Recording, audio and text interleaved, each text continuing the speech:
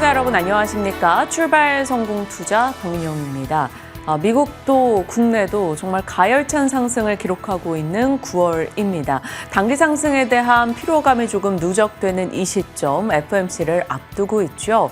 어제 국내도 그리고 오늘 새벽 마감한 뉴욕장도 상승이 둔화되는 모습이 나타나고 있습니다. 어떻게 소화하고 추가 랠리를 이어갈 것인가에 대한 고민을 해야 될까요? 아니면 일정 부분 조정의 시간을 염두에 두는 전략을 짜야 될까요? 함께 이야기 풀어가면서 주요 섹터 뉴스들 정리해 가도록 하겠습니다. 일단 오늘 새벽 마감한 뉴욕장의 분위기부터 확인해 보시죠. 뉴욕 증시는 FOMC 결과를 하루 앞두고 관망세를 나타냈습니다. 3대 지수가 최고치 수준에 머물러 있는 요즘이다 보니까 아주 소폭 숨고르게 들어갔다 정도로 보는 게 맞겠고요. 나스닥 지수 약보합, S&P 500 지수는 0.1%, 그래도 6,600포인트 선은 지켜내면서 거래를 마쳤습니다. 그런데 3대 지수 그래프를 전부 다 보시면 이 출발 분위기는 아주 좋았다라는 부분을 알 수가 있는데요. 개장 전에 발표됐던 8월 소매 판매 지표의 영향이었습니다. 최근에 미국의 노동시장이 아주 명백하게 냉각이 되고 있잖아요. 실직하는 사람들은 많아지고 구직을 하는데 어려움을 겪고 있다. 그렇게 된다면 사람들의 소비 지출이 좀 둔화되지 않을까? 이런 우려감이 있었던 탓에 이 데이터에 대한 관심도가 매우 집중이 되고 있는 상황이었습니다. 그런데 실제로 수치를 보니까 예상됐던 0.2% 증가를 한참 웃도는 0.6%로 발표, 3개월 연속의 증가세를 나타낸 거죠. 이렇게 노동시장이 어려워지고 있음에도 불구하고 또 트럼프 대통령의 관세에도 불구하고 이 미국인들의 소비력은 여전히 강하구나라는 사실이 증명되는 결과였습니다. 물론 임금 상승률이 둔화하고 있기는 하지만 여전히 물가 상승률을 능가한다라는 부분, 그리고 특히 부유층의 경우에는 주식 투자를 통해서 상당한 성과를 올리고 있다 보니까 이런 점들이 소비력을 뒷받침해주고 있다는 전문가들의 진단이 들려오고 있습니다. 하지만 그럼에도 불구하고 상승분을 전부 다 반납하면서 결국에 마무리가 됐던 데에는 역시나 FOMC에 대한 경계감이 자리하고 있기 때문이었겠죠. 내일 금리 결정이 이뤄진 이후에 시장은 과연 오를까요? 아니면 내릴까요? 이 전문가들의 시각도 상당히 엇갈리고 있는데 간밤에 좀 눈에 띄었던 시각은 이거였습니다. 투자자문사 나벨리아의 공동 창립자, FOMC 직후 증시 하락을 확신한다라고 말을 했습니다. 그 이유로 지금 미국의 인플레이션이 연준의 목표치인 2%와 상당한 괴리를 보이고 있다는 점, 그리고 모두가 예상한 금리 인하라는 점, 그리고 오는 금요일이죠. 5조 달러에 육박하는 옵션 만기가 도래해 있다 등의 이유들을 변동성의 재료로 제시를 했습니다. 하지만 증시가 결국에는 연준이 완화적인 스탠스를 보여주면서 오를 거다라고 주장하는 인사들의 입장도 적지 않게 제기되고 있으니까요. 내일 그 반응을 지켜봐야겠고요. 10년물 금리는 오늘 증시 금리 하락에 베팅하면서 2bp가량의 내림세를 그렸습니다. 자, 그런데 최근에 금 가격의 질주가 정말 무섭습니다. 오늘 금 선물 가격이 다시 한번 상승세를 나타내면서 사상 최고치를 기록해냈거든요.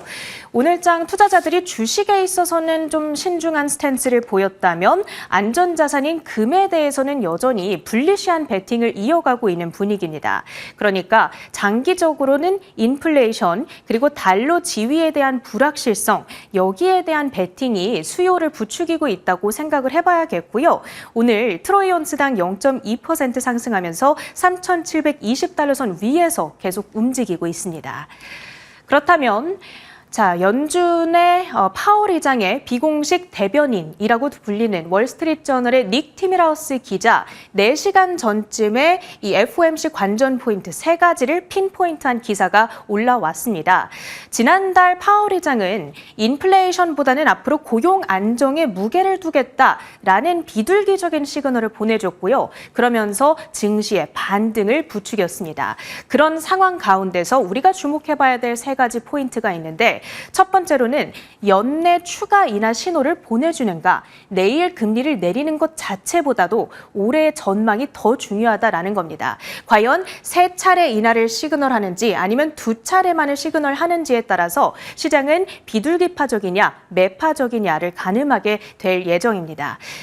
참고로 앞서서 6월 전망대에는 연준이 연내 2차례 추가 인하를 시사했던 바가 있기 때문에 만약에 이번에 의견을 3차례로 틀게 된다면 시장의 긍정적인 반응을 예상해 볼 수가 있겠죠. 다만 주목해봐야 되는 것은 연준 내 갈라지고 있는 인사들의 목소리가 되겠습니다. 앞서 7월 FOMC 당시에는 미셸 보우먼 이사와 크리스토퍼 월러 이사가 동결에 반대를 했던 바가 있죠. 과연 이들이 이번에 더욱더 공격적인 인하를 주장하고 나설 것인가 관전 포인트가 될 텐데 여기에 추가되는 한 가지 변수가 바로 이번에 추가되는 신임이사 스티븐 미란이 과연 어떤 스탠스를 취하게 될 것인가라는 부분입니다. 만약에 다수 의견에 동의를 할 것인가 아니면 50bp B컷을 지지할 것인가 여기서 조금 복잡해지는 부분이요. 만약에 50bp 인하를 미란이 주장하고 나선다면 트럼프 대통령의 꼭두각시가 되는 것 아니냐라는 논란에서 자유롭기 쉽지 않다라는 겁니다. 이는 즉 연준의 독립성 혹은 신뢰도의 문제와도 직결될 수 있기 때문에 오히려 시장에서 좀 불안정한 반응을 보여줄 수 있다라는 부분까지도 염두에 두셔야겠습니다. FOMC 관전 포인트였고요. 정규장에서의 섹터와 종목별 분위기입니다. 오늘도 테슬라의 상승 흐름이 이어졌습니다. 2.8%의 급등, 머스크 CEO의 주식 매수 효과가 이어졌고요. 그리고 오늘 X 게시글을 통해서 회사의 미래 가치를 위해서 노력 중이다라는 이야기를 언급하기도 했습니다. 다만 장중에 미국 당국이 모델 Y의 도어 핸들 결함에 대한 조사에 착수했다라는 소식이 들려오긴 했는데 상승분을 살짝 반납하기는 했습니다. 자동차 부품주들이 약간의 약세를 나타냈는데요. 이 트럼프 대통령이 국가 안보를 이유로 자동차 부품에 대한 새로운 관세 부과 방안을 검토 중이다. 이런 소식들이 전해진 겁니다. 마그나 인터가 1.5%, 리어 쿠퍼가 약보합권의 거래를 마쳤는데 이 두 가지 기업의 경우에는 해외에 공장을 두고 있다라는 특징이 있습니다. 수입을 다시금 해올 때 관세가 부과될 가능성이 있다 보니까 부담을 안아갔고요. 엔비디아의 주가 역시도 1%대 쉬어갔습니다. 이 중국 전용으로 새롭게 개발한 칩이죠. RTX 6000D 칩에 대한 수요가 생각보다 부진하다라는 로이터의 보도가 전해진 영향이었습니다. 성능은 더 떨어지고 그런데 가격은 비싸다. 특히나 이 6000D에 앞서서 5090 모델이 중국으로의 수출이 제한됐던 모델인데 그 모델은 지금 중국의 블랙마켓에서 절반가량 가격, 우리 돈으로는 1000만 원 정도면 쉽게 구할 수가 있다고 합니다. 그러니까 이 6000D 칩을 살 이유가 없다라는 거죠. 지금 그렇지 않아도 중국 정부가 자국 기업들에게 이 엔비디아의 칩을 구매하지 말라라고 권고한 상황 속에서 이런 소식까지 들려오다 보니까 엔비디아의 중국 내 사업 불확실성에 대한 우려감을 자극했습니다. 반대로 TSMC의 주가는 올랐는데요. 바클레이즈 측의 목표가 상향 소식이 있었습니다. 삼성전자와 인텔이 파운드리를 적극 개발하고 있음에도 불구하고 당분간은 실질적인 경쟁 위협이 없을 것이다. 여전히 AI 사이클에 수혜를 입을 수 있는 최적의 위치에 놓여 있다. 그러면서 목표가를 기존 275에서 325달러로 상향 조정을 했습니다. 알파벳의 주가 최근 계속해서 최고치 랠리를 이어가다 보니까 오늘은 소폭 쉬어가기는 했습니다만 여러 호재들이 있었습니다. 샌프란시스코 공항이 웨이모의 시범 운영을 허가했다. 그리고 AI 에이전트 결제 프로토콜 새롭게 발표했다라는 내용도 있었고요. 어제 말씀드렸던 이 구글의 제미나이가 챗 GPT를 제치고 앱스토어 순위 1위를 기록했다. 오늘은 간밤에 외신들에서도 이 내용에 주목을 했더라고요. 특히나 생성형 AI 이미지를 만들어주는 이 나노 바나나라고 하는 툴이 상당한 인기를 끌고 있다고 합니다. 아주 정말 리얼리스틱한 현실감 넘치는 이미지들을 만들어준다고 하니까 관심 있는 분들께서는 그 툴 보시는 것도 좋겠네요. 오라클의 주가 역시 1.5% 이틀째 반등세를 이어갔습니다.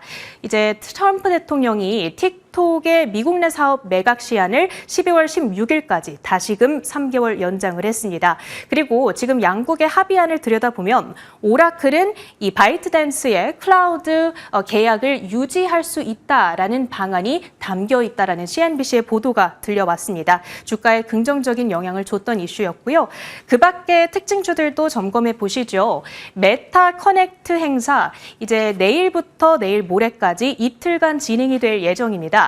특히나 이번 행사는 AR 스마트 글래스와 웨어러블 기술에 주안점을 두고 진행이 될 예정인데요. 국내 부품주로는 특히 스마트 글래스 부품을 제조하고 있는 K3i와 라운텍, 이렌텍, 뉴프렉스, 하이소닉 등의 종목들이 있으니까 반응이 나오게 될지 지켜봐야겠고요. 비만약 대장주 두 가지 종목이 모두 올랐습니다. 개별 이슈가 있었는데 일라이릴리 버지니아주에 50억 달러의 신규 공장을 건설한다는 소식 속 2%대의 급등, 그리고 노보노디스크의 경우에는 카그릴 린타이드라고 해서 주 1회 투여하는 이 주사형 치료제 임상 결과가 긍정적이었습니다. 체중이 11.8% 감소하는 효과가 있었다는 소식 속 3% 가까운 긍정적인 반응이 있었고요. 양자 컴퓨터 관련주들 시세가 최근 무서운 질주를 이어가고 있다라는 점에도 주목해 보실 필요가 있겠습니다. 국내 증시의 투자 포인트들 하나씩 세워보시죠. 네, 부담스러운 흐름이 계속되고 있는데 과연 이걸 어떻게 소화할 것인가 궁금해집니다. 어제장도 코스피는 또 올라서면서 닷새 연속 사상 최고치를 기록했죠. 미중 무역 협상에 진전이 있다라는 이슈, 테슬라, 알파벳 등의 강세, 금리 인하와 범용 메모리 수요가 늘고 있다라는 소식, 이런 내용이 조화를 이루면서 지수 상승에 힘을 보탰습니다. 기술주 호조 속 반도체 중심 랠리가 어제 돋보였던 코스피였고요. 반면에 코스닥은 로봇과 바이오 종목군에서 일부 차익 실현이 있었습니다. 그나마 반도체, 소부장 혹은 유리기판 이런 종목들이 버텨주면서 약보합 수준으로 끝이 났죠. 자, NH투자증권의 반도체에 대한 보고서가 반도체 섹터 상승에 힘을 실어주지 않았나 싶습니다.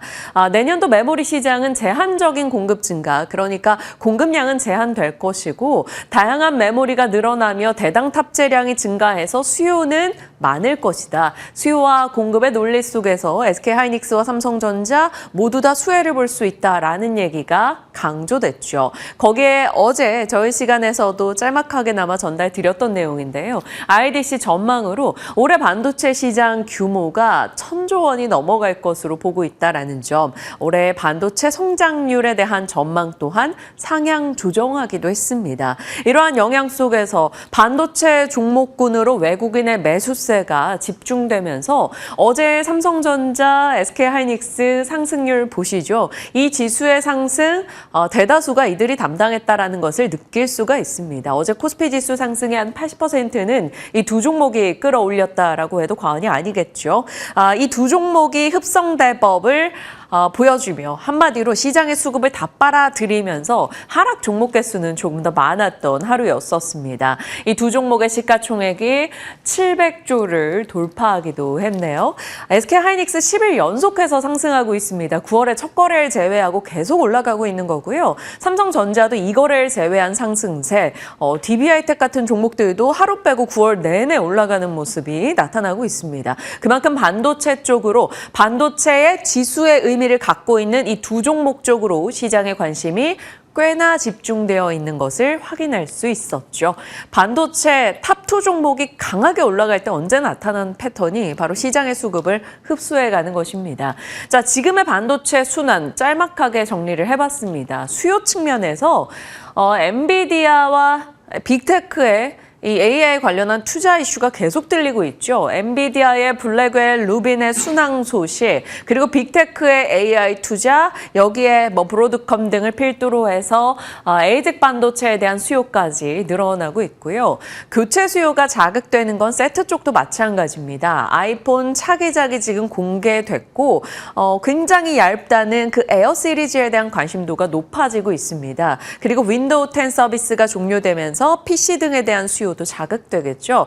그래서 HBM과 또 범용 메모리 쪽까지 해서 골고루 수요가 많다라는 것이죠. 각 분야별로 반도체 명분을 정리해봤습니다. AI와 메모리 수요 그리고 공급이 그렇게 넉넉하지 않다라는 측면에서 삼성전자와 하이닉스의 주가가 올라가고 있고요. 중국의 자립 노력이나 이런 쪽에 초점을 맞출 때는 생산 위탁사 수혜로서 DB하이텍 등이 관심을 받습니다. 어제장에 DB하이텍이 급등하기도 했던 이유가 되겠죠.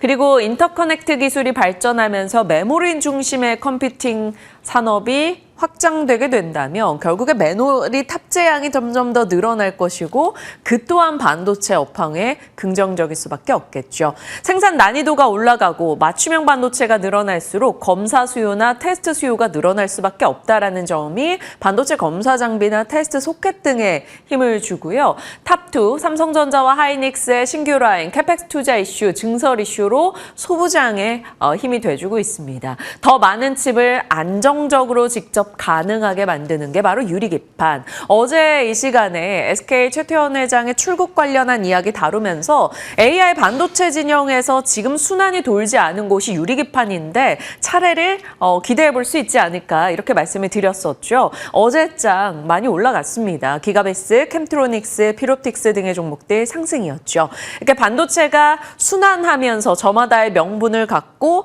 명확하게 강한 반도체 랠리를 이어나가고 있습니다. 다만 부담 요소도 분명히 있죠. 관세로 인해서 반도체를 미리 사재기한 것이 아니냐? 그렇다면 이제 관세 시작되고 나서 하반기에는 조금 수요가 둔화될 수 있다. 이런 우려감 일부 있고요.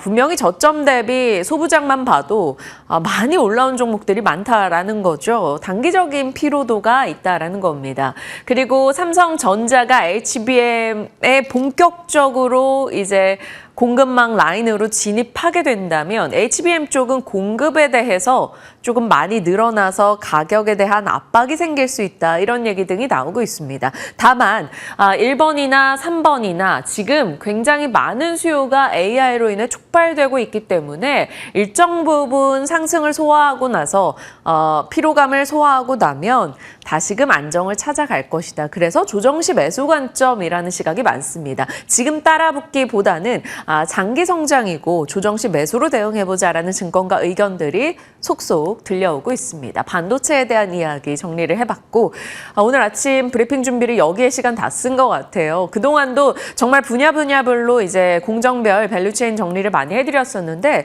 한 판으로 조금 보기 쉽게 만들려고 욕심을 내봤습니다. 메모리 쪽과 팹리스 쪽 각각 반도체 밸류체인 앞단에 이들이 있고요. 여기서 파생되는 낙수 효과가 소재, 장비, 부품, 파운드리 혹은 액침 냉각, CXL, 유리기판, 디자인하우스 이런 쪽으로 나눠볼 수가 있을 겁니다. 국내에서 최근에 이 안에서 전방위적으로 순환이 돌면서 강세 흐름을 나타냈다라는 것에서 명백한 반도체의 9월 주도 섹터로 부상할 수 있겠죠. 다만 일정 부분 상승에 대해서는 조금 피로를 느낄 수 있다는 점도 지금은 모두 공감하실 겁니다. 그 와중에 늦게 합류한 게 바로 유리기판인데요. 유리기판 밸류체인 모처럼 다시 한번 꺼내들어서 보여드리게 됩니다. 잠시 후 이들 종목에 대해서는 미나앵커가 자세하게 브리핑해 주실 겁니다. 기다려주시죠. 자, 얼마 전에 우리랜드가 달라졌어요. 한번 말씀을 드렸었죠. 결국에는 AI로 인해서 저장에 대한 욕구가 늘어나고 낸드 쪽이 모멘텀을 받고 있다라는 점이었습니다. HDD나 혹은 SSD 이런 저장에 대한 관심도가 올라가고 있는 가운데 트렌드포스에서 4분기 SSD 가격이 상승할 것이라는 전망을 내놨습니다. 그래서 낸드, SSD 관련주들 한번 넣어봤는데요. 삼화전기 어제장에 9% 상승하기도 했죠. 꼬리가 달리긴 했습니다만 삼화전기를 비롯해서 TLB, 하나머티리얼즈, 코리아 서키트 이런 종목들 관련주로 같이 체크가 가능할 겁니다. 뒤에 전기가 붙어 있지만 전력 기기 쪽 종목이 아니라요. 이쪽 종목이라는 거 삼화전기 같이 체크해 주시죠. 간혹 이제 헷갈려 하시는 분들이 계시더라고요. 이렇게 반도체 쪽 살펴보면서 문득 느낀 건 결국에는 시장은 장기 트렌드 안에서 이렇게 순환을 하고 있다라는 것을 느낍니다. 일단 AI, 자동화, 패권 다툼이라는 트렌드 속에서 하나씩 파생을 해봤는데요. 기술의 발전, 과거에 인터넷부터 해서 지금의 AI까지 기술의 발전의 과정 속에 지금 주목받는 건 IT 반도체, 전력, 에너지, 의료 AI고요. 자동화 측면, 인구 구조가 점점 저출산 고령화 속에서 줄어들고 있고 인력 부족을 마주하고 있죠. 그로 인해 인건비가 올라가는 상황, 자동화에 대한 수요가 늘어날 수밖에 없죠. AI, 로봇, IT 진영이고요. 그리고 영원히 끝나지 않는 패권 다툼, 주체만 바뀔 뿐입니다. 이 가운데서 최근은 기술과 에너지 안보로 싸움이 일어나고 있고요. 세계화가 아닌 탈세계화 속에서 자주국방 논리가 강화되고 있죠. 여기에서 볼 수 있는 산업들이 조선, 원전, 방산 등이 되겠습니다. 여기에 광물까지 넣어볼 수 있겠고요. 이 가운데서 시장은 순환이 돌고 있는데 이 안에 있는 이슈들 중에 반도체나 로봇은 최근에 굉장히 많이 했기 때문에 하나씩 빨간 글씨로 표현된 부분들을 체크해 보겠습니다. 우선 에너지 쪽이요. 정말 170% 올해 올랐습니다 라고 말한 지가 얼마 되지 않았는데 블룸 에너지 올해 상승률 또 숫자를 바꿔가네요. 200% 이상의 상승을 기록하고 있습니다. 미국에서 오늘 새벽 기준으로 9% 상승 마감을 보였죠. 9월 15일이었습니다. 170% 올라간 블룸 에너지에 대해서 이 이야기를 했었죠. AI로 인해 결국에는 데이터 센터가 늘어나고 있고 에너지가 많이 필요한데 에너지원으로 볼 수 있는 쪽에서는 공급이 원활하지 않다. 빠르게 공급할 수 있는 SOFC 수소 연료 전지에 대한 모멘텀이 더해지고 있고 블룸 에너지가 주요 업체들과 계약을 맺어가는 흐름이 나오고 있다라는 점을 살폈었죠. 이 블룸 에너지에 대해서 모건 스탠리가 목표가를 어제 다시 제시했는데요. 오라클과 전력 공급 파트너로 소식을 전한 블룸 에너지에 대해서 목표가 $85로 상향 조정했습니다. 사실 $85 상향하면 그리 놀랍지 않을 수 있어요. 오늘 종가가 $73 정도니까요.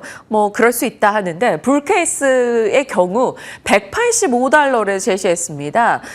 전일 종가 기준으로 175%의 업사이드가 있는 가격 라인인 거죠. 그래서 블룸 에너지가 이에 반응하며 주가도 강하게 올라서기도 했는데요. 국내에서는 수소 연료전지 종목이라고 하면 보통 두산 퓨얼셀, 한선 엔지니어링 이렇게 말씀드리는데 한선 엔지니어링 어제 애프터에서 올랐던 것으로 기억을 합니다. 이 관련한 모건 스탠리의 보고서 영향이 애프터에서 좀 반영이 되면서 주가 상승을 보이기도 했네요. 이런 식으로 종목별 연결고리를 찾아가고 있는데 일단 AI라는 장기 트렌드 속에 에너지 쇼티지로 봤을 때 지금으로서 가장 눈에 띄었던 종목은 블룸 에너지였다. 이렇게 살펴갈 수 있겠습니다.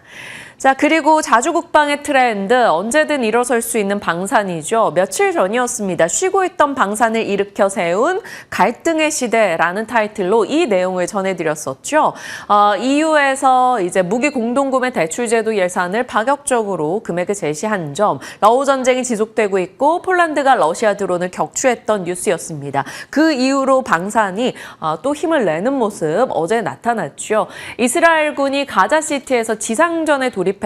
그런데 미국 국무장관과 이스라엘 네타냐후 총리가 만남을 갖고 난 얼마 후에 게시가 됐다라는 점에서 미국도 이를 용인하고 있다라는 점이죠. 그래서 어제 방위산업주들 LIG 넥스원, 한화에어로, 하나시스템 등의 종목들이 강세의 흐름을 나타냈습니다. 그리고 시간 외에서 들려온 뉴스이죠. 새로운 뉴스는 아닙니다. 사실 얼마 전부터 거론이 되어 왔고 증권가에서도 기대하고 있던 뉴스인데 세계 최강 미군에 대해 K-전투기 수출 모멘텀이 등장했는데요. 그것이 무슨 내용인지 살펴보도록 하죠. 자, 미국 해군이 차세대 고등훈련기 도입 사업에 대한 입찰을 냈습니다. 12월까지 입찰 제안서를 받는데요. 약 10조 10조 규모이고요. 총 이제 많게는 220기 훈련기를 도입하는 사업 입찰입니다. 내년도에 우선 협상자가 선정이 되고 2027년도 1월에 공급자가 최종 선정이 되는데요. 지금 이렇게 세 팀이 유력하죠. 한국항공우주와 로키드 마틴이 손잡은 원팀이 있고요. 보잉과 스웨덴 사브의 팀, 레오나르도 팀이 있습니다.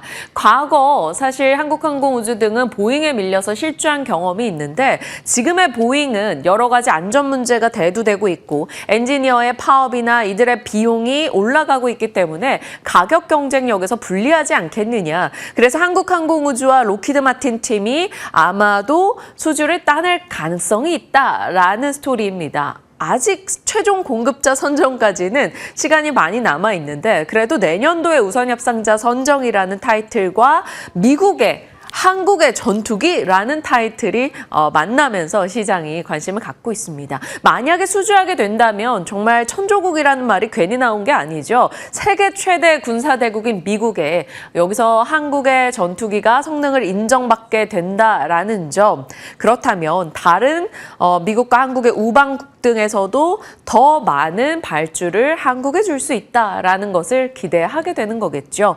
설마 혹시 만약에 라는 스토리를 밟아가야 되는 이슈이긴 합니다만 방위산업에게는 그래도 나쁠 것 없는 뉴스라는 점에서 또 앞으로 좋은 관전으로 놓고 갈 뉴스라서 정리를 해봤습니다. 자, 뉴욕으로 가볼게요. FOMC 전이다 보니까 아무래도 경계감이 나타나면서 소폭 하락으로 끝났습니다. 이슈 측면에서는 트럼프가 반도체나 의약품에 더 큰 관세를 부과할 수 있다라며 우리 시장이 좀 불편한 내용이 하나 나왔고요. 자동차 부품의 새로운 관세 부과를 검토하고 있다라는 소식에 자동차 진영 미국에서도 그리 좋지 못했습니다. 반도체는 엔비디아 중국용 칩 수요가 부진했다라는 소식에 일단 하락하는 흐름이 있고요. 그래도 TSMC, 마이크론, ASML 등은 상승했습니다. 각 대표 주자들이 올라간 것 같아요. 파운드리의 TSMC, 마이크론은 지금 메모리 범용의 상승을 좀 이끌고 있기도 하죠. ASML, 전공정 장비의 대장입니다. 이쪽에서 각각 올라주면서 아직까지 반도체 진영에 대한 기대를 꺾을 만한 이유는 찾지 못하겠고요. JP모건에서 ASML 최악의 국면을 지났다라는 보고를 이틀 전에 냈는데 그 효과가 이틀 연속해서 이어지며 주가 강세를 이어나가고 있습니다. 자, 애플과 양자가 연속성을 띠고 3거래일 정도 오름세를 기록하고 있네요. 미중 무역 협상이 진전을 보이고 있다는 소식과 아이폰 에어에 대한 관심이 올라간 점, 그리고 아이온큐 쇼커버 매수, 트럼프의 영국에 이제 가는 이슈 속에서 옥스포드 아이오닉스 인수에 대해서 영국 정부가 승인을 한 점이 같이 부각되면서 이쪽이 올라가고 있습니다. 그리고 시장이 그러거나 말거나 그때그때 본인들만의 호흡으로 가고 있는 비만 치료제 쪽 상승이었죠. 일라이릴리 비만 치료제 내용은 아니었습니다만 대규모 제조 시절 건설 이야기가 있었고요. 노보노디스크는 로스차일드의 투자 의견 상향, 그리고 비만 치료제 후보 물질의 3상 임상 결과가 좋았다. 라는 소식이 들려왔습니다. 어제 국내에서도 블루엠텍, 인벤티지랩, 한미약품 이런 종목들이 강세 흐름을 나타냈었는데요. 비만 치료제 쪽 여전히 나만의 길을 가고 있다라는 점에서 한 번씩 시장 내에서 N자 반등을 계속해서 주고 있는 분야가 아닌가 싶습니다. 네, 어제 일동제약도 참 강했던 기억이 있네요. 이렇게 시장의 흐름들 뉴욕장까지 살펴봤고요. 앞서 이제 장기 트렌드에서 에너지와 방위산업, 그리고 또 하나가 이제 패권 다툼 쪽에서 결국 광물 같은 것도 들어갈 수밖에 없었죠. 광물이나 금속 이런 쪽이요. 쇼티지 대열에 알루미늄이 합류할 수 있다라는 얘기가 나오고 있습니다. 알루미늄 10년 만에 가장 높은 가격을 기록하고 있다고 하는데요. 중국에서도 이런 공급을 조금 제한하고 있는 데다 트럼프의 관세 부담으로 인해서 가격이 올라간다라는 겁니다. 파이낸셜 타임즈에서도 공급이 부족하다. 모건 스탠리도 역사적으로 알루미늄은 공급 과잉 산업인데 이제 부족 국면에 들어갈 것이다. 뱅크 오브 아메리카 역시나 내년은 부족 상황으로 전환될 것이다. 뭐 이런 얘기가 나옵니다. 국내에서는 철저히 테마 위주의 대응이겠죠. 알루미늄 관련 종목들 요 정도 있기는 한데요. 분위기를 탈지는 모르겠습니다만 이슈가 있기 때문에 체크하겠고요. 알루미늄, 구리 이런 것들의 가격 얘기가 나오면 이것들을 쓰는 곳에 대한 마진 체크는 같이 필요할 것 같습니다. 아직은 일시적인 뉴스여서 지켜봐야겠죠. 시장의 여러 이슈들 살펴봤고요. 분위기 파악하러 가보시죠. 오늘 시장은 아무래도 내일 있을 FOMC에 대한 경계를 가져갈 수밖에 없습니다. 그리고 트럼프 대통령의 반도체 의약품에 대한 관세 어쩌고 저쩌고 얘기가 또다시 한번 나왔네요. 트럼프발 관세가 아무리 이제 변수가 아니라 상수라고 하더라도 시장에서는 신경 쓸 수밖에 없는 대목입니다. 마침 또 단기 상승에 대한 피로를 느낄 수 있기도 하죠. AI 칩에 대한 조정은 매수 기회다라는 증권가 시각이 아직은 더 많습니다. 최근 시장에서는 AI, 정책 이런 쪽으로 자금이 쏠릴 때는 조방원이 쉬었다가 이쪽에서 살짝 자금이 둔화될 때 또 조방원에서 갈 만한 쪽으로 자금이 옮겨가는 수급 시소가 있죠. 그래서 어제장에서도 다른 쪽은 쉬고 삼성전자, 하이닉스와 일부 반도체가 올라가는 사이에 조선, 방산, 원전의 일부 종목들이 상승세를 기록하기도 했습니다. 그러거나 말거나 나만의 길 비만의 치료제 있고요. 테마 따는 유리기판 알루미늄이겠죠. 자, 조선, 방산, 원전 이슈들이 각각 추가가 됐는데요. 대만 양밍에서 하나오션의 컨테이너선 7척을 발주했고 수주했다라는 소식이 들려왔고요. 방산 같은 경우는 앞서 봤던 카이, 한국항공우주의 미국 진출에 대한 기대, 아직까지는 정말 머나먼 기대일 수 있겠으나 센트 측면에선 긍정이고요. 하나시스템의 첨단 레이더에 대한 이야기도 흘러나오고 있습니다. 지정학적 리스크가 고조되고 있는 가운데 방산에 대한 여야 수출 경쟁력 강화 이슈 오늘 이제 일정이 있어서 같이 넣어봤고요. 원전에 대해서도 원전 성장에 대한 전망을 상향 조정하는 소식이 들려오고 있습니다. 그리고 두산 에너빌리티가 해외에서 활약하고 있다라는 뉴스 등도 켜켜이 좀 쌓이고 있고요. 방사성 폐기물 처리 준비에 이제 본격적으로 뛰어든다라는 얘기도 나와서 어제 이제 애프터에서 일부 폐기물 처리 관련주들이 관심을 받기도 했었는데요. 각각의 스토리상에서 어느 쪽으로 시장의 관심이 집중될지 한번 지켜보겠습니다. 일정입니다. 오늘 이제 알테오젠 IR 등이 있고요. 차세대 이지스 구축함인 다산 정약용암 진수식부터 해서 여러 가지 이벤트가 있습니다. 앞서 체리앵커 짚어주셨던 메타커넥트 행사에 대한 기대감도 자리하고 있죠. 이제 내일은 FMC 회의부터 해서 조선해양의 날이기도 하고 신원전 로드맵 회의 등 일정이 꽤 많이 있어서 각각 한번 참고해 보시길 바랍니다. 일전에 보여드린 대로 9월의 일정 이렇게 한 번 더 확인하고 가겠습니다. 시장의 흐름들 살펴봤고요. 앞서 예고해드린 대로 미나앵커 오늘 유리기판 이야기 자세히 해주시죠. 네, 오늘 유리기판 준비를 해봤습니다. 유리기판 제가 초여름쯤에 많이 다뤄드렸었는데 유리기판은 아무래도 테마성 성격이 좀 강하다 보니 반짝 떴다가 또 횡보하는 흐름이 나타났다가 또 한번 반등해주고 이러한 주가 흐름이 나타나죠. 그런데 전일장에서는 또 한번 유리기판 테마가 움직여줬기 때문에 이번 테마의 움직임은 어느 정도까지 갈 수 있을 것인가 가늠해보는 시간 가져보시길 바라겠습니다. 어제 기가비스가 16%대로 굉장히 강하게 상승을 했고요. 그리고 캠트로닉스도 15%대의 강세를 나타냈습니다. 이 두 가지 종목에 대해서는 잠시 뒤에 조금 더 자세하게 다뤄드릴 예정이니까요. 기억해 주시길 바라겠습니다. 그리고 아래 ICD라든지 피롭틱스, 미래컴퍼니, 한빛레이저 같은 종목들도 모두 다 강세를 나타냈고 JNTC부터 YC캠도 모두 다 빨간불을 켜냈다는 점도 눈에 띕니다. 전일장 시세 살펴봤는데요. 유리기판 테마에 대해서 설명을 하기 위해서 이제 복습하는 과정도 필요할 것 같습니다. 최근 들어서 왜 유리기판이 시장의 주목을 받고 있는 것인가? 네 가지 정도로 추려볼 수가 있는데 우선은 대기업 쪽에서 유리기판을 활용하려는 움직임이 다시 한번 나오고 있다는 점 체크포인트가 되겠죠. 그리고 그중에 대표적인 기업이 바로 삼성전자였습니다. 삼성전자가 이제 실리콘 인터포저에서 유리 인터포저로 바꾸려는 행보를 나타냈고 이러한 흐름 속에서 유리기판 기업들의 수요가 늘어날 것이라는 전망 나오며 지난 초여름에도 유리기판 테마가 움직이기도 했습니다.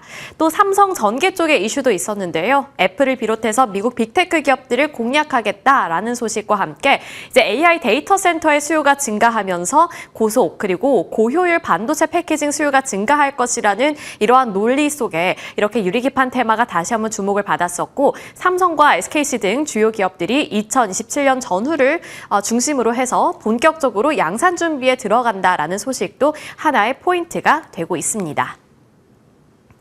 이렇게 포인트들 짚어봤고 복습까지 이어가 봤는데 캠트로닉스 살펴보겠습니다. 전일 외국인들이 코스닥 시장에서 가장 많이 매수한 종목이 바로 이 캠트로닉스였는데요. 캠트로닉스 같은 경우에는 어제 29만 6천 주를 담는 모습이었고 이게 이제 거래대금으로 따진다면 약 95억 원에 달하는 수준입니다. 그리고 전일장 사실 유리기판이 아니더라도 우리가 볼 수 있는 테마라든지 섹터가 있었음에도 불구하고 캠트로닉스를 외국인들이 가장 많이 담았기 때문에 어떠한 투자 포인트들이 짚히고 있는지를 살펴보기 위해서 정리를 해봤는데요. 캠트로닉스 같은 경우에는 이제 유리기판 양산 준비에 본격적으로 진입한다라는 것을 공식화했다라는 점에서 의미를 갖고 있습니다. 그리고 지난 8월 말 유리 관통 전극, 이 TGV 공정 기반 파일럿 라인을 구축하기 위해서 장비를 발주했다는 소식이 전해졌는데 독일 쪽으로 발주를 했다 이런 소식이 전해지고 있습니다. 그리고 오는 10월 말에는 파일럿 라인을 완성할 계획이다 이렇게 밝힌 상황이기 때문에 10월쯤에 만약에 이번에 반짝 뜨고 주가가 다시 한번 조정을 받는다고 하더라도 10월 말쯤에 다시 한번 이러한 이슈를 안고서 주가가 상승할 수 있다는 가능성 정도 기억해 보시면 좋을 것 같습니다. 그리고 연내 글로벌 반도체 업체들의 시제품을 공급한 이후에 성능을 검증할 것으로 예상이 되고 있는데요. 따라서 10월부터 올해 말까지 이러한 이슈 플로우가 어떻게 형성이 되는지도 관전 포인트가 될 것으로 보입니다. 내년 말부터는 이제 본격 양산에 돌입할 것으로 전망이 되는데 아마 이 이슈는 내년에 가야 좀 알 수 있을 것 같고요. 물론 그 전에 기대감의 영역에서 어떠한 이슈가 터진다면 그게 촉매제가 돼서 유리기판 테마가 또 확 오를 수는 있지만 일단은 한 4번째 항목까지 우리가 단기적으로 기대해 볼 수 있는 요인이라는 점 체크해 주시면 좋겠습니다. 캠트로닉스 같은 경우에는 현대차 증권에서도 이번에 목표 주가를 상향했는데요. 44,000원으로 목표 주가 올려잡았습니다. 전일장 두 자릿수대 강세를 나타냈는데 종가가 한 34,000원 구간에서 형성이 됐거든요. 지금 보시면 아시겠지만 가파르게 상승을 했고 34,000원까지 뚫어냈는데 일단 현대차 증권에서 제시한 목표가 여전히 10,000원 정도가량 한 주당 10,000원 정도가량 상승할 여력이 남아있다라고 보고 있는 겁니다. 일단 유리기판이 아니더라도 OLED 패널 출하량을 기반으로 해서 실적이 개선될 것을 기대해 볼 수 있다는 의견을 내비추고 있었고 그리고 핵심 성장 사업인 유리기판을 주목해 보자. 이게 이제 향후 모멘텀이 돼서 실적에 반영될 것으로 예상이 된다고 말을 하고 있었습니다.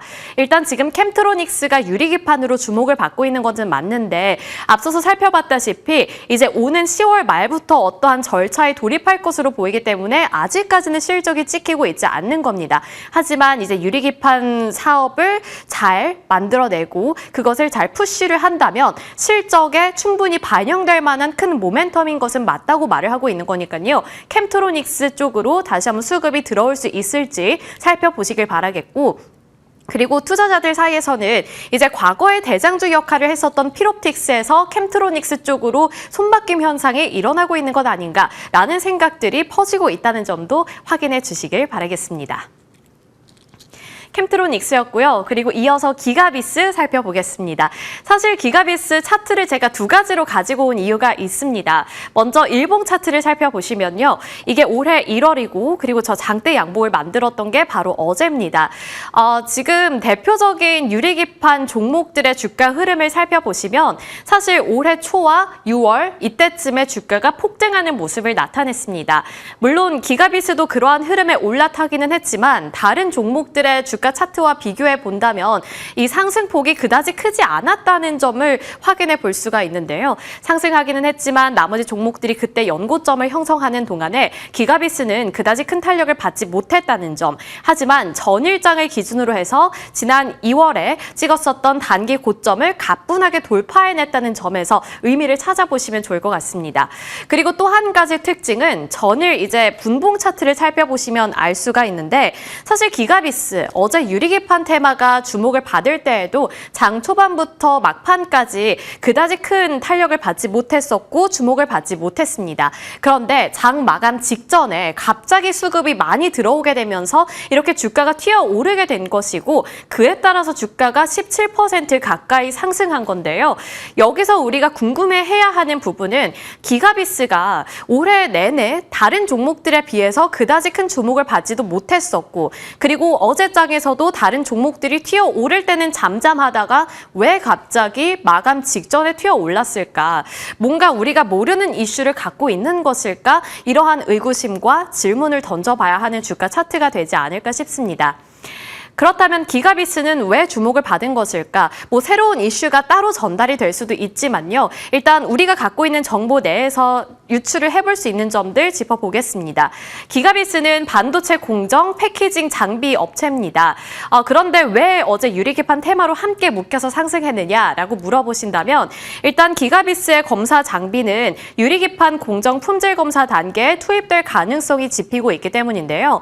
우선 이 차세대 반도체 패키징 핵심 소재인 유리기판을 양산하는 과정을 살펴본다면 TGV 가공, 그 다음에 금속 충진, 그리고 미세 패턴 형성이라는 검사 과정이 필수적으로 필요합니다. 그런 상황에서 이 기가비스의 이 패키징 장비가 필요할 수도 있다. 그리고 이런 품질 검사 단계에 기가비스의 장비가 투입될 가능성이 짚이게 되면서 이렇게 함께 유리기판 테마로 엮이고 있다는 점도 체크해 주시면 좋을 것 같습니다. 그리고 이제 마지막으로 LG 디스플레이와 애플 그리고 유리기판의 유기적인 관계에 대해서 좀 살펴볼 텐데요. 사실 어제 LG 디스플레이가 애플과 협력을 한다라는 소식이 또 시장의 가장 큰 이슈 중에 하나였습니다. 그리고 그에 함께 엮어서 어떻게 보면 유리기판도 주목을 받지 않았나 이런 생각이 드는데 과연 LG 디스플레이와 애플의 관계가 유리기판에 미칠 영향은 어떤 것이 있을지 요약을 해봤습니다. 먼저 LG 디스플레이의 이슈를 요약해 본 건데요. 보시면 이제 애플 아이폰용 OLED 패널 수주를 확대하겠다. 그리고 중국의 BOE는 애플 공급 비중을 축소하겠다라면서 LG 디스플레이의 주가가 큰 폭으로 올랐고 LG 디스플레이 같은 경우에는 파주의 AP4 공장을 증설할 계획을 밝힌 가운데 OLED 중소형 패널 출하량이 증가할 것이라는 전망까지 이어지고 있는 상황이죠. 그리고 애플 제품이 출시되는 한 3분기부터 출하량이 늘어나게 되면서 주가와 실적도 반등할 것으로 예상이 되고 있는데 그렇게 된다면 수요가 늘어날 때 유리기판이라든지 이러한 반도체 단이 함께 움직일 가능성이 있지 않을까? 이러한 생각과 함께 유리기판 테마가 전일장에서 같이 엮여서 주목을 받았다. 이렇게도 정리해 볼 수 있을 것 같습니다. 정리를 해보자면 이제 생산 능력과 투자가 LG 디스플레이 쪽에서 애플 쪽으로 증가하게 된다면 장비 그리고 소재 업체 쪽으로도 수혜가 예상이 된다라는 내러티브가 생기고 있는 거고 OLED 증설은 결국에 디스플레이 관련 소재와 장비 쪽으로 수혜가 될 것이라는 인식이 퍼지고 있다는 점 체크해 주시면 좋을 것 같습니다. 하지만 검토가 필요하다라고 말씀을 드린 이유는 이게 이제 자세하게 뜯어보면요. 지금 이렇게 OLED 패널이라든지 반도체 패널 등등 이런 것들에 대한 수요가 증가한다고 하더라도 LG 디스플레이가 애플 쪽으로 공급하고 있는 부분에 대해서는 유리기판이 아닌 다른 기판이 더 필요하다라는 점들이 짚히고 있으니까요. 이거는 아마 단발성으로 묶여서 끝날 만한 이슈가 될 수도 있다는 점은 체크해 주시길 바라겠고요. 일단 전일장에서는 이러한 내러티브와 함께 유리기판도 함께 주목을 받았다는 점 정도까지만 확인해 주시길 바라겠습니다. 유리기판은 하나의 산업 같기도 하지만 주가의 움직임을 살펴보면 아직까지는 테마성 성격이 강한 섹터 중에 하나인 것 같은데요. 산업 성장 기대감은 어느 정도일지 그리고 내가 정말 유리기판을 통해서 어떠한 상승률을 맞이하고 싶다면 언제가 매수 적기일지 저희와 함께 그에 맞는 전략들 세워보시길 바라겠습니다.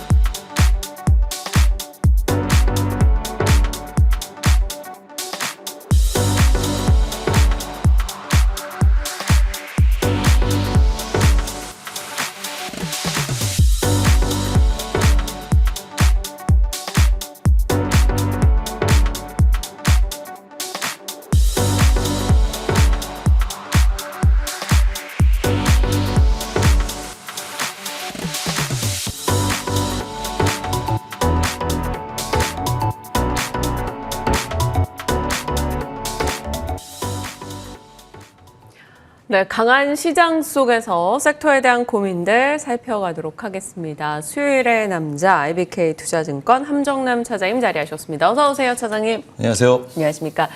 와, 어제 삼성전자 하이닉스가 이끈 코스피의 닷새 연속 사상 최고치. 정말 이 두 종목이 이렇게까지 남부럽지 않게 올라주는 시기 얼마 만인가 싶은데요. 굉장히 반가웠습니다. 그러나 이제 그런 갖고 계신 분들의 영원한 고민, 그래서 어떻게 될까? 8만전자, 10만전자 이 얘기가 또 나오고 있는 상황이라서요. 이것 포함해서 뉴욕장의 분위기까지 같이 살펴보겠습니다. 일단 FMC 앞두고 전략 주시죠. 네, 외국인이 쓸어 담고 있다. 이 시장의 왕이 SK 하이닉스임을 본인 스스로가 인정하면서 만들어 나가고 있습니다. 반도체 투톱이 지수를 끌고 올라간다. 그리고 그 사이에는 수급의 주체가 외국인이었다라는 점. 그런데 이번 왕은 조금 관대하다라는 느낌이 듭니다. 원래 장이 좋다가 이렇게 진짜 왕, 맏형이 움직이기 시작하면 다른 종목들은 가만히 수그리면서 왕의 갈 길을 박수치면서 존경을 표하게 돼 있거든요. 그런데 지금 시장은 다른 섹터들이 물론 상승 종목 수가 작긴 합니다. 작긴 한데 다른 섹터가 안 꺾여요. 함께 가거나 어저께도 방산 괜찮았죠. 강했죠. 원전도 나쁘지 않았습니다. 조선도 조선을 팔고 반도체 산다 이런 분위기가 아니었어요. 아직까지 기관의 수급 자금이 빠져나가지 않다라는 점. 외국인이 이동하는 것이 아니라 그냥 때려서 반도체 두 종목 투톱을 매수한 시장 상황이다. 이것과 관련돼서 제가 누누이 말씀드렸던 리포트 이거전 중에 재밌는 리포트가 나왔습니다. 뉴노멀 3조 호황 시대가 오고 있다. 원래 지수가 이렇게 급등할 때는 급락이 있었거나 아니면 3조 호황, 급락 이후에 반등 줄 때 이렇게 오르지 않습니까? 아니면 3조 호황론을 얘기하는데 이 부분이 좀 공감이 돼요. 3조 호황이라는 것이 저환율, 저유가, 저금리 이 세 가지거든요. 저금리를 향해서 달려가고 있죠. 유가 낮은 밸런스에 있고 오늘 미국장이 빠진 이유가 저는 유가 때문이라고 보거든요.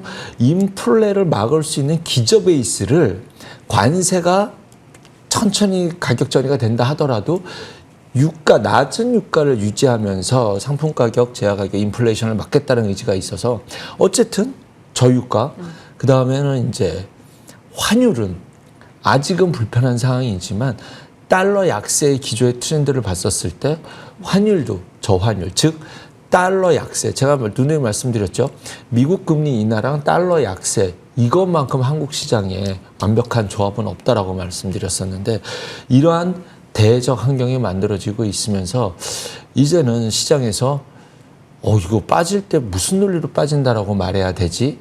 라고 이제 시장에서는 많은 분들이 이야기가 나오고 있습니다. 불과 2주 전만 해도 시장이 극단적인 전망들이 있었는데 배드 뉴스를 아무리 납득하려고 해도 제 자신은 납득할 수 없었다. 시장은 좋게 보고 있다라는 뷰를 계속 말씀드렸었고요. 네. 이제 여기까지 올라온 시점에서는 저는 좀 냉정해지자라고 말씀드리고 싶습니다. 다시 한번 시장을 좀 차가운 마음으로 보고 싶은데요. 시장이 떨어진다라고 말씀드리는 것이 아니라 조심할 필요가 있다라는 것을 말씀드리고 싶어요. 여기까지 올랐으니 보십시오. 내 말 맞죠? 이제 엄청 더 갈 겁니다. 이렇게 하기보다는 올 연말 주가를 또 내년 주가를 더 좋게 바라보고 있는 뷰는 맞습니다. 네. 맞아요. 금리 인하 기조라는 방향이 뚜렷하고 트럼프의 행보가 확실하고 시장도 결국 거기에 인정해주고 있지만 단기적으로는 좀 경계할 이슈들이 있을 것 같아요. 첫 번째, 오늘 금리 인하한 것이 중요하지 않습니다. 오늘은 점도표거든요. 그런데 제 느낌상 시장에 나오는 뉴스들을 미국 언론에서 나오는 뉴스들을 다 정리해봤을 때 지금 비컨 얘기도 나오잖아요. 네. 핵심은 점도표거든요. 점도표가 시장에 생각했던 것보다 많이 하향되잖아요. 그러면 경기가 생각보다 더 침체되는구나라고 생각할 수도 있죠.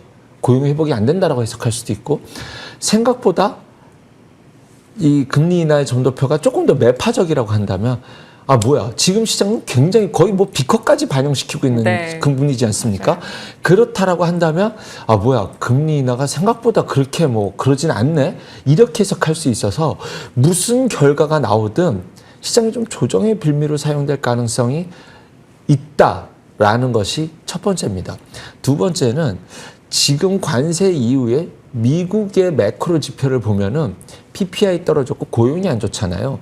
이 말뜻은 미국의 기업들이 허리띠를 졸라맸다라는 뜻이거든요. 그렇다라고 한다면 허리띠를 졸라맨 것이 아직 관세를 가격 저가를 완전히 시키지 않았잖아요. CPI 물가 지표 보면은 가격 저가를 시키지 않았습니다. 아주 미미하게 가장 빨리 전가되는 것이 유가죠. 휘발유 가격 바로 올라가잖아요. 그냥 뭐 오늘 오르면 바로 오르잖아요. 그렇지 않은 재화들은 기업들이 허리띠를 졸라맸다는 뜻이에요. 그럼 이것이 실적에는 어떻게 반영이 됐을지가 관건일 것 같아서 10월부터 발표될 기업 실적에 대해서는 매우 시장에 예의주시하고 싶을 것이거든요. 그런데 우리나라는 10월 초에 상당히 긴 연휴를 앞두고 있습니다. 과거에도 연휴 직전에는 좀 시장에 조정을 줬었어요. 네. 그런 의미로 봤었을 때 왜냐하면 개인 사업하시는 분들은 직장 월급도 주고 뭐 설 보너스도 주고 또 장기간에 있을 휴장. 예, 그렇죠. 휴장을 앞두고 일부 정도는 차익 실현을 하자라는 심리가 시장에 반영될 수 있었을 때 외국인이 주도하는 특정 종목을 제외한 나머지 종목들에서는 단기적으로 조금 불편함이 있을 수 있을 것 같습니다. 그럼 이 논리를 정리해 보면 아니 시장은 좋을 것 같은데 현금화는 좀 하고 싶은 마음도 있고 라고 할 때 단타 트레이딩이 활발하게 일어나고 단타 트레이딩이 활발해진다면 테마 순환매가 빨리 일어날 수 있어요. 그래서 시장에 대한 어떤 장기적으로는 좋게 봅니다. 특히 반도체도 왕이 확실하게 방향을 제시해줬기 때문에 좋게 보지만 단기적으로는 9월 말까지 점점 9월 말로 갈수록 단기 순환매, 트레이딩 이런 시장의 환경이 만들어질 수 있다는 것을 전제로 시장을 놓고 좀 대응 전략을 짜는 것이 오히려 좀 현명하지 않을까 생각이 듭니다. 네. 근육 운동을 하고 나면 일정 부분 약간 휴식을 취해야 그렇죠. 근력이 쫙 생기듯이 맞습니다. 지금 시장이 많이 달려왔기 때문에 약간의 휴식은 저희가 감내를 해야 된다라는 겁니다. 그리고 나서 다시 연말이든 연초든 체력 강화를 기대할 수 있다라는 것이고 FOMC에 대한 기대가 많이 반영이 돼 있는 해석이 나올 수 있고 네. 혹은 뭐 B컷 혹은 더 인하를 한다라는 얘기가 있을 땐 또 침체성 인하에 대한 얘기가 있기 때문에 일정 부분 경계감을 세울 필요가 있다라는 거죠. 시장에 대해서 또 반도체 진영도 비슷한 맥락으로 바라보겠습니다. 다만 반도체 속에서 순환이 이제 계속되면서 작은 종목들까지 함께 다 같이 가니까 정말 반도체가 강하다라는 것은 입증이 됐어요. 그런 가운데 어제 좀 후발대로 이제 테마의 서막인가라는 느낌이 유리기판 쪽에서 나왔는데요. 유리기판 모처럼 움직였습니다. 이들 종목은 대응 어떻게 할까요? 유난히 못 갔다라는 생각이 들었었고요. 실질적으로 어제는 디스플레이가 좋았잖아요. 디스플레이 쪽에 섞여 있는 종목들이 많아요. 유리기판 네. 쪽이. 그래서 디스플레이인가? 기판인가? 사실 고민이 반반이 됩니다. 그런데 어쨌든 지금의 유리기판은 순환매로서 한 자리를 차지하는 것도 납득이 될 만한 상황인데 그 안에서 캠트로닉스가 증설과 관련된 뭐 이슈가 나왔었고 다소 어떻게 보면 뻔할 이슈일 수도 있는데 어쨌든 이 종목들이 디스플레이와 함께 겹치는 종목들이 많은데 뭐가 되든지 간에 시장에서 납득이 될 수 있을 만한 상황이다라는 것을 전제로 이 안에서 못 간 섹터들의 순환매가 일어날 수 있을 거라는 것은 뭐 누누이 말씀드렸었고 지금은 전통 장비주들 전공정 뭐 관련된 전통 장비주들이 지금까지의 대세를 앞에서 움직이고 있었다고 한다면 그 다음 단에서의 순환매도 충분히 기대해 볼 수 있다. 그 자리에 어쨌든지 간에 이유가 뭐가 됐든지 간에 유리기판도 어저께는 조금 고개를 드는 모습을 보였고 그게 기판이든 뭐 디스플레이는 이따 잠시 후에 말씀드리겠지만 뭐 두가 뭐 무슨 내용이 됐든 나쁘지 않다. 그럼 이제 못 간 것이라고 한다면 아직 진짜 못 간 것이 조금 디자인하우스 쪽이 다음 타자는 나도 될 수 있지 않을까라는 기대감을 갖고 지켜볼 수 있지 않을까 생각이 들 때 그렇다고 한다면 뭐 AD 테크놀로지든가 가온 칩스 이런 종목이 있을 것 같고요. 온디바이스도 한 자리를 차지하고 있는 섹터인데 좀 못 움직인 종목들이지 않나라는 생각이 듭니다. 제주 반도체, 퀄리타스 반도체, 어보브 반도체 뭐 아예 못 움직이진 않았지만 네. 하나의 테마가 이슈화될 수 있을 만한 뭐 에너지 같은 것들은 갖고 있는 섹터다라고 말씀드리겠습니다. 네. 시장과 반도체 살펴봤습니다.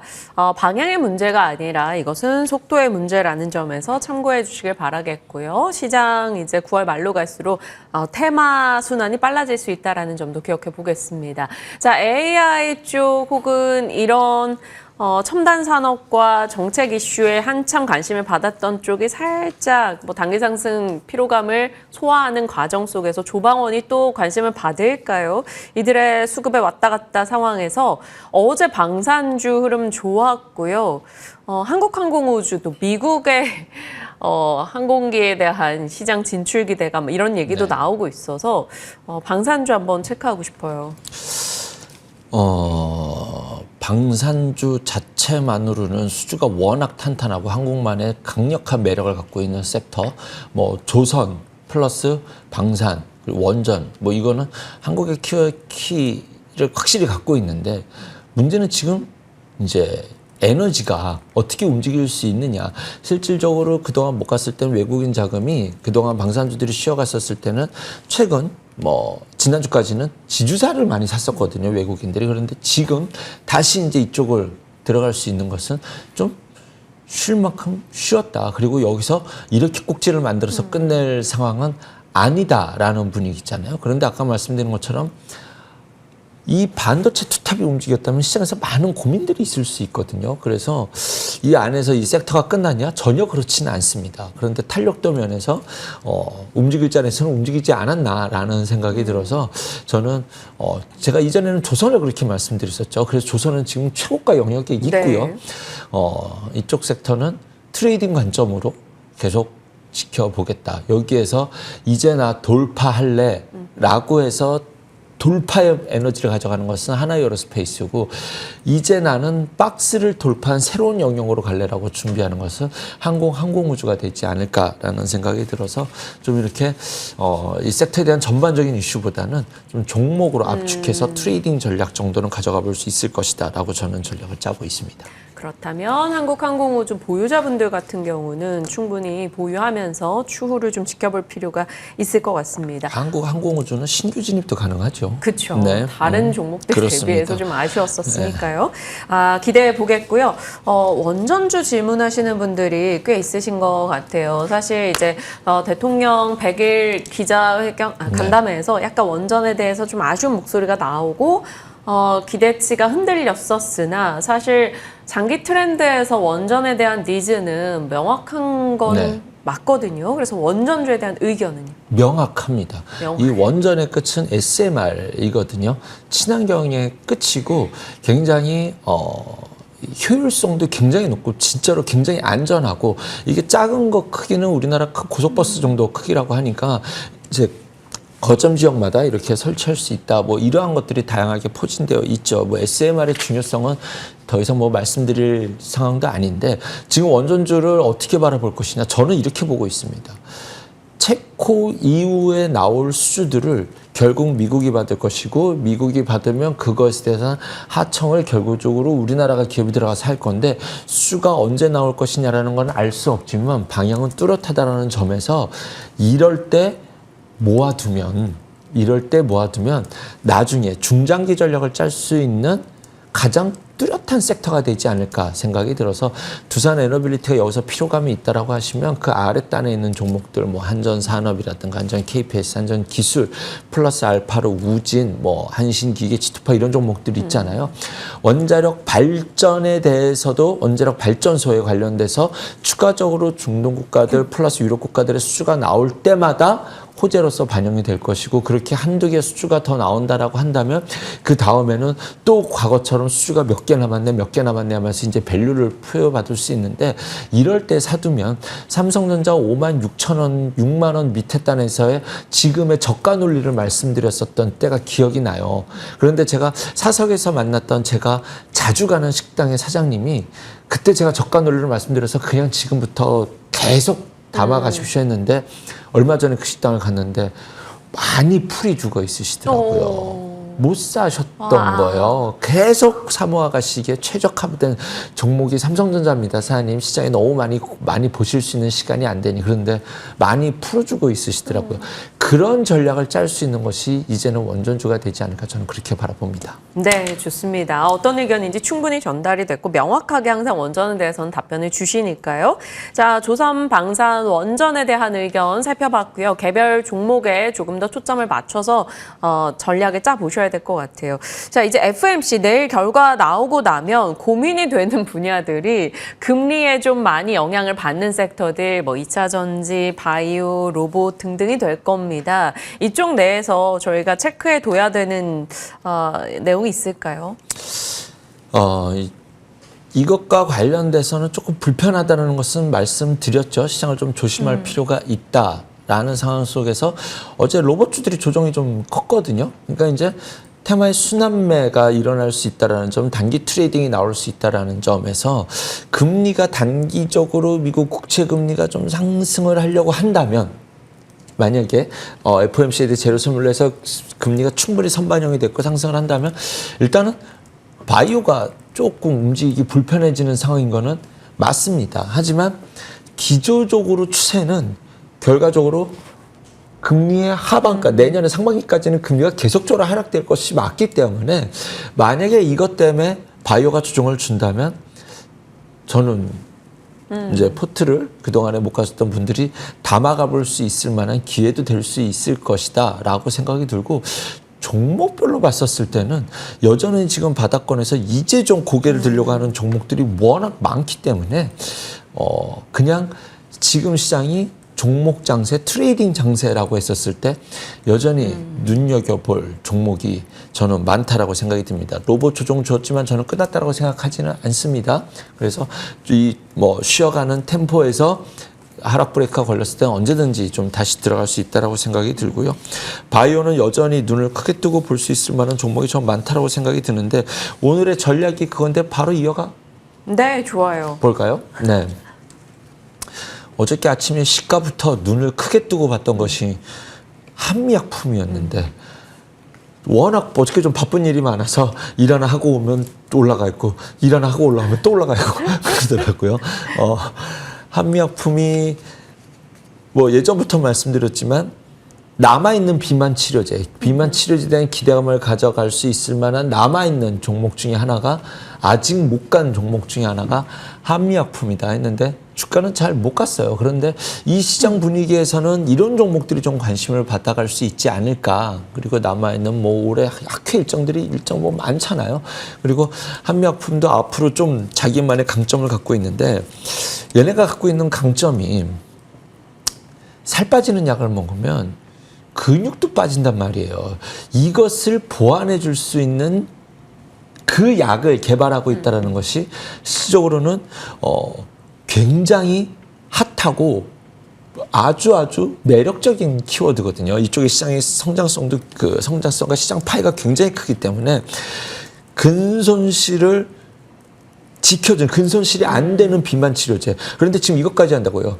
오히려 근육은 강화되는 비만 치료제까지 한다라고 하니 체지방 인바디 할 때 완벽한 몸을 만들어주는 그런 비만 치료제를 만들어가고 있는데 이것을 과체중 영장류에게 했었을 때 지금 여기에 대한 결과가 나왔다라는 점.